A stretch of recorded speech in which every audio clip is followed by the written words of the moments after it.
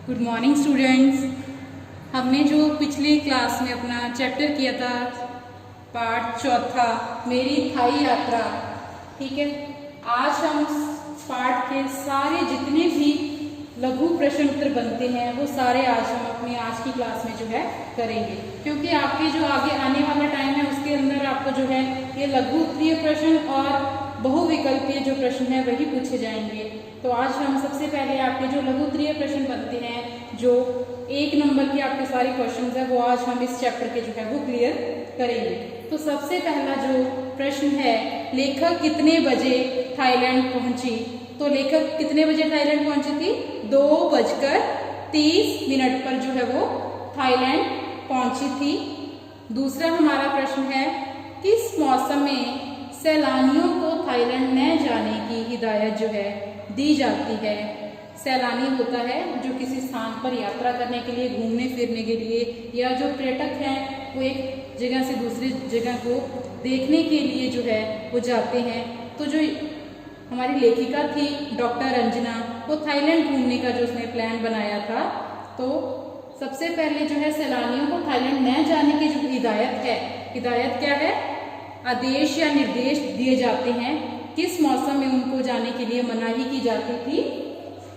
उनको सितंबर से अक्टूबर के जो टाइम पीरियड है उसमें जो है उन्हें मना किया जाता था। सितंबर से अक्टूबर में उनको वहाँ थाईलैंड न जाने की हिदायत इसीलिए दी जाती थी क्योंकि उस समय में वहाँ पे बहुत ज़्यादा जो भारी मात्रा में जो वर्षा है, सर्वाधिक वर्षा है, जो इन्हीं 2 महीनों के अंदर सितंबर से अक्टूबर तक जो है वो होती है, इसीलिए उन्हें थाईलैंड न जाने की हिदायत जो है दी जाती थी।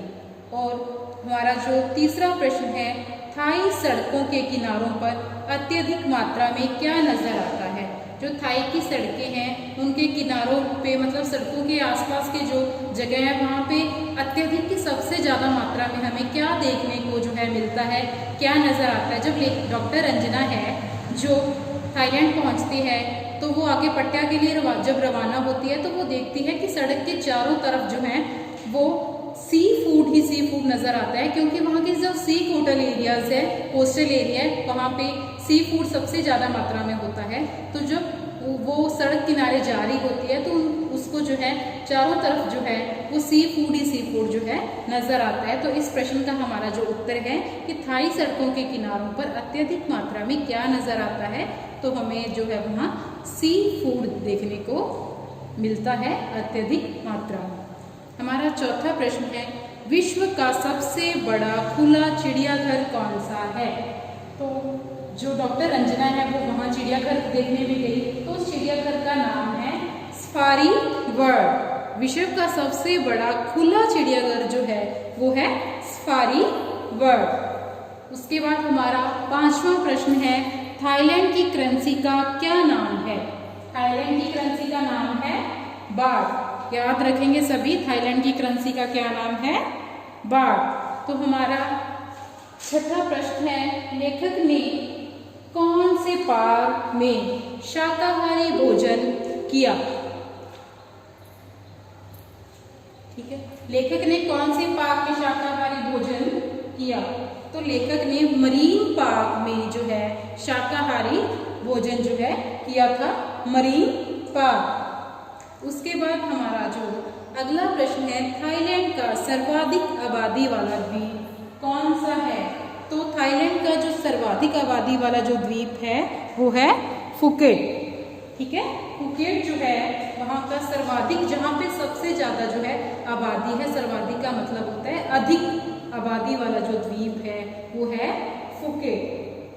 उसके बाद हमारा 8वां प्रश्न है, अनुमान की एस्टिमेशन लगाना है कि एस्टिमेशन के मुताबिक या अनुमान के मुताबिक हर साल थाईलैंड आने वाले पर्यटकों की संख्या क्या है?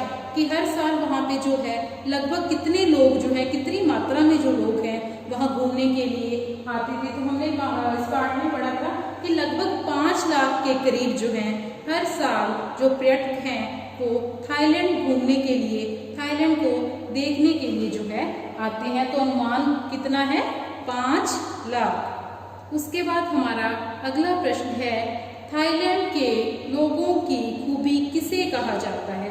तो थाईलैंड के लोगों की खूबी जो सबसे पहले डॉक्टर रंजना जब थाईलैंड के बाद जो पट्टा के लिए जब रवाना होती है तो वो देखती है कि वहाँ के जो ट्रैफिक नियम है वो बहुत ही जो डिसिप्लिन है, बहुत ही जो लोग हैं उनको ध्यान से और सावधानी पूर्वक जो है वो उनका आज्ञा पालन करते हैं। कि जैसे ही लाल बत्ती होती है तो एक जो पुलिस ट्रैफिक में जो लगा होता है व्यक्ति, वो एक बूढ़े व्यक्ति को जो है बहुत ही आसानी से बड़े आराम से जो क्या है सड़क पार करवाते दिखाई देता है। तो ये सब चीज़ें जो देखकर डॉक्टर रंजना है वो बहुत ही खुशी महसूस करती हैं कि ये हमारे देश से कितना अलग है, कि यहाँ का जो डिसिप्लिन है वो कितना, ट्रैफिक को लेकर कितना अच्छा है, कि हर जो चीज़ है वो बहुत ही नियम में चल रही है। कोई भी व्यक्ति उन्हें दिशा निर्देश नहीं दे रहा, वो सिर्फ जो क्या है बत्तियों को देखकर, जो लाल हरी पीली बत्तियों को देखकर उसी के हिसाब से जो है वो अपनी जो आवाजाही के साधन हैं उनमें लगे हुए हैं। और वहाँ पे जो कोई भी व्यक्ति है वो बिना किसी मतलब के आपको हॉर्न बजाता हुआ जो है सुनाई नहीं देता। उसके बाद हमारा अगला प्रश्न है, समुद्री यात्रा से लौटकर दोपहर का भोजन करने के बाद लेखक क्या देखने गई? कि जब वो समुद्र की यात्रा में गोते लगाकर वहाँ अच्छे से उन्होंने जो है स्विमिंग की, उसके बाद जब वो दोपहर को लौटकर भोजन करने के बाद जब लौटे तो उसके बाद लेखक ने जो है वो क्या किया? तो वो क्या है जेम्स गैलरी देखने के लिए गए थे। तो समुद्री यात्रा से लौटकर दोपहर का भोजन करने के बाद जो लेखक है वो क्या देखने गई? James gallery. उसके बाद हमारा अगला प्रश्न है, वियतनाम के विरुद्ध अमेरिका ने युद्ध किस साल किया था? तो वियतनाम ने अमेरिका के विरुद्ध अप्रैल में 1961 में जो है वो युद्ध किया था वियतनाम ने अमेरिका के खिलाफ। इसमें आपको ये भी पूछा जा सकता है कि अमेरिका के खिलाफ किसने युद्ध किया? तो इसका आंसर होगा वियतनाम ने। और ये भी पूछा जा सकता है कि वियतनाम के जो खिलाफ है वो किसने युद्ध किया था? अमेरिका ने। ये भी पूछा जा सकता है कि किस महीने में वियतनाम के विरुद्ध जो अमेरिका ने युद्ध किया था वो था अप्रैल में। और सन भी पूछा जा सकता है कि किस साल के दौरान जो है वियतनाम के विरुद्ध अमेरिका ने युद्ध किया? तो उसका आंसर होगा 1961। तो इस छोटे से प्रश्न के अंदर ही आपके जो है 4 प्रश्न जो है वो पूरे होते हैं। इसमें 4 कौन कौन से हैं कि एक दूसरे के विरुद्ध जो युद्ध किया, जैसे वियतनाम ने अमेरिका के और अमेरिका ने वियतनाम के, ये 2 प्रश्न हो गए। उसके बाद उन्होंने साल भी पूछा जा सकता है, तो कौन सा साल? 1961। और इसमें जो है महीना भी पूछा जा सकता है कि किस महीने के अंदर जो है ये युद्ध हुआ था? तो आप लिखेंगे अप्रैल के अंदर। उसके बाद हमारा जो अगला प्रश्न है, थाईलैंड में किन महीनों में ग्रीष्म ऋतु होती है? ग्रीष्म होता है गर्मी जब होती है, गर्मी को बोलते हैं ग्रीष्म ऋतु। तो जहाँ थाईलैंड के अंदर नवंबर से अप्रैल जो महीने हैं वहाँ पे सबसे ज़्यादा जो है गर्मी होती है, ग्रीष्म ऋतु होती है। जैसे हमारे यहाँ जो नवंबर से लेकर अप्रैल का महीना है वो सर्द ऋतु का होता है, शीत ऋतु का माना जाता है। बट थाईलैंड में जो क्या है कि वहाँ हमारे से जो उल्टा जो है मौसम का जो चक्र है वो चलता है। जैसे हमारे यहाँ नवंबर में से अप्रैल तक जो है सर्द ऋतु होती है, शीत ऋतु होती है, वहीं थाईलैंड में इसके ऑपोजिट क्या है, वहाँ पे नवंबर से अप्रैल तक जो है वो गर्मी होती है, ग्रीष्म ऋतु होती है। ये जो महीने हैं कि वर्षा ऋतु, ग्रीष्म ऋतु, शीत ऋतु, ये सारे जो महीने आपको बहुत ही अच्छे से जो है याद करने हैं ताकि आप इनमें जो है कंफ्यूज ना हो। उसके बाद हमारा जो अगला प्रश्न है, लेखक ने किस ऋतु में विदेश यात्रा करने का सोचा? तो हाँ, हमने जब ये पाठ शुरू हुआ तो सबसे पहली लाइन में ये लिखा हुआ है कि विदेश यात्रा करने के लिए जब लेखिका बैठी होती है, सोचती होती है कि मुझे जो है इस साल को कहाँ यात्रा करने के लिए जाना है, तो वो सोचती है, बहुत सारे स्थान उसके दिमाग में आते हैं। फिर वो सोचती है कि क्यों ना जो है थाईलैंड घूमा जाए, क्योंकि जब शीत ऋतु होती है, शीत अवकाश, तो लेखक ने किस ऋतु में विदेश यात्रा करने का सोचा? शीतावकाश। शीत होता है सर्दी और अवकाश होता है छुट्टी, तो उसने शीतावकाश में सर्दी के छुट्टियों के अंदर जो है थाईलैंड घूमने का जो है वो सोचा, थाईलैंड विदेश यात्रा करने का जो है सोचा। तो इस प्रश्न का जो आंसर है, लेखक ने किस ऋतु में विदेश यात्रा करने का सोचा? तो लेखक ने शीतावकाश ऋतु में विदेश यात्रा करने को जो है सोचा। उसके बाद हमारा अगला प्रश्न है, किस दिन को प्रभु ईसा मसीह के जन्म को मनाते हैं? तो ये तो सभी जगह जो एक ही दिन मनाया जाता है 25 दिसंबर को, और 25 दिसंबर को क्या है, लेखिका वहां थाईलैंड भी पहुंची थी। तो इसके भी दो प्रश्न बन सकते हैं कि जो लेखिका है डॉक्टर रंजना, वो किस दिन जो है, किस तारीख को थाईलैंड पहुंची थी? तो वो पहुंची थी 25 दिसंबर को, और 25 दिसंबर को जो किस प्रभु का जो हम जन्म दिवस है वो मनाते हैं, ये प्रश्न भी बनता है। तो इसका उत्तर है प्रभु ईसा मसीह। और ये तीसरा प्रश्न ये भी है कि किस दिन को प्रभु ईसा मसीह के जन्म को मनाते हैं? तो इसका भी उत्तर है 25 दिसंबर। तो ये छोटी छोटी बातें हैं, इन छोटी छोटी बातों को जो आपने ध्यान में रखना है। उसके बाद अगला हमारा प्रश्न है, थाईलैंड में वर्षा किन महीनों में होती है? तो थाईलैंड में जो सबसे ज्यादा जो वर्षा है वो मई से अक्टूबर में होती है। हमने पहले ये पढ़ा था कि सर्वाधिक वर्षा किन महीनों में होती है, और उसके बाद जो धीरे धीरे जो वर्षा का चक्र है, सर्कल है, वो चलता है मई से अक्टूबर, और सबसे ज्यादा वर्षा हमने पढ़ी थी सितंबर से अक्टूबर। तो इस दोनों में जो है वो दो प्रश्न हमारे जो बनते हैं। पहला ये कि थाईलैंड में वर्षा किन महीनों में होती है? तो थोड़ी थोड़ी वर्षा कहाँ से स्टार्ट होती है हमारी, कहाँ से शुरू होती है? मई से, और खत्म कब तक चलती है? ये अक्टूबर तक जो है खत्म होती है। उसके बाद में हमारा जो प्रश्न है कि थाईलैंड में सर्वाधिक है, सबसे ज्यादा वर्षा किन महीनों में होती है?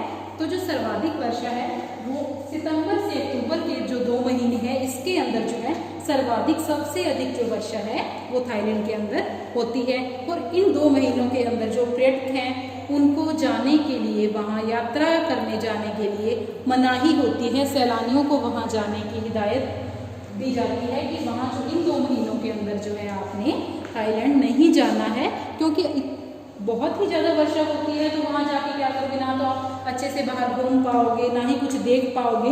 तो इन 2 महीनों के अंदर जो है वो थाईलैंड न जाने की जो है हिदायत दी जाती है। उसके बाद हमारा जो अगला प्रश्न है, लेखिका कितने बजे अंतर्राष्ट्रीय हवाई अड्डे पर पहुंची? तो लेखिका कितने बजे अंतर्राष्ट्रीय हवाई अड्डे पर पहुंची थी? 8:45 की जो लगभग है वो लेखिका अंतर्राष्ट्रीय हवाई अड्डे पर पहुंची थी। तो ये इसमें प्रश्न ये भी बनता है कि कौन से अंतर्राष्ट्रीय हवाई अड्डे पर जो लेखिका है वो पहुंची थी? तो दिल्ली के अंतर्राष्ट्रीय हवाई अड्डे पर जो लेखिका है, लेखिका का नाम है डॉक्टर रंजना। जो डॉक्टर रंजना है वो दिल्ली के अंतर्राष्ट्रीय हवाई अड्डे पर पहुंची थी। तो इन्होंने पूछा है कि लेखिक कितने बजे 8:45 के लगभग जो लेखिका है वो अंतर्राष्ट्रीय हवाई अड्डे पर पहुंची थी। हमारा अगला प्रश्न है, थाईलैंड की राजधानी का नाम लिखें, या थाईलैंड की राजधानी कौन सी है? तो थाईलैंड की जो राजधानी है वो है, कैपिटल है बैंकॉक। ये याद रखना है आपने, बैंकॉक। उसके बाद हमारा अगला प्रश्न है कि थाईलैंड से लेखिका कहाँ के लिए रवाना हुई थी? जब लेखिका थाईलैंड हवाई अड्डे पर पहुंची, उन्होंने कहाँ के लिए जो है आगे रवाना किया, उन्होंने आगे कहाँ जाना था, वो आगे कहाँ गई? तो वो आगे जो है पट्या घूमने के लिए जो है गई। तो इसका उत्तर है पट्या। लेखक थाईलैंड से जो लेखिका है कहाँ के लिए रवाना हुई? पट्या के लिए लेखिका जो है वो रवाना हुई। उसके बाद हमारा अगला प्रश्न है, लाल बत्ती होने पर ट्रैफिक पुलिस वाले ने किसे सड़क पार करवाई? तो लाल बत्ती जब हुई, लेखिका जब वहाँ पे खड़ी थी, लाल बत्ती थी, तो लेखिका क्या देखती है कि एक ट्रैफिक पुलिस वाला जो है एक वृद्ध व्यक्ति को, बूढ़े व्यक्ति को जो है बहुत ही सरलता के साथ, सावधानी के साथ जो है वो सड़क पार करवा रहा होता है। तो इसका उत्तर आएगा कि लाल बत्ती होने पर ट्रैफिक पुलिस वाले ने किसे सड़क पार करवाई? एक वृद्ध व्यक्ति को जो है सड़क पार करवाई।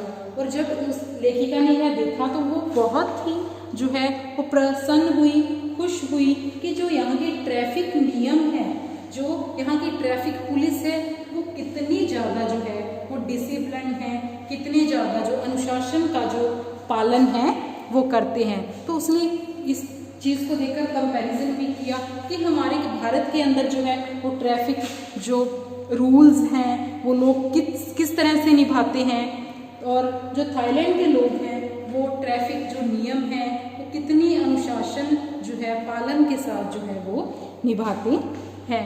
तो लास्ट जो हमारा प्रश्न था, लाल बत्ती होने पर ट्रैफिक पुलिस वाले ने किसे सड़क पार करवाई? तो लाल बत्ती होने पर ट्रैफिक पुलिस वाले ने एक वृद्ध व्यक्ति को, एक बूढ़े व्यक्ति को जो है सड़क पार करवाई थी।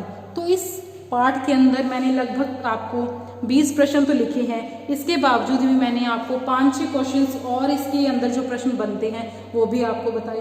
तो ये जो इतना छोटा सा पाठ होने के बावजूद भी इसके अंदर हर लाइन के अंदर, हर पंक्ति के अंदर आपको जो है एक प्रश्न जो है वो मिलता है। तो जितने ध्यान से आप ये जो पाठ पढ़ेंगे उतने ही आसानी से, उतने ही अच्छे ढंग से जो है आप हर प्रश्न का जो है उत्तर दे पाएंगे। तो मुझे लगता है आप सभी को जो है अच्छे से समझ में आ गया होगा।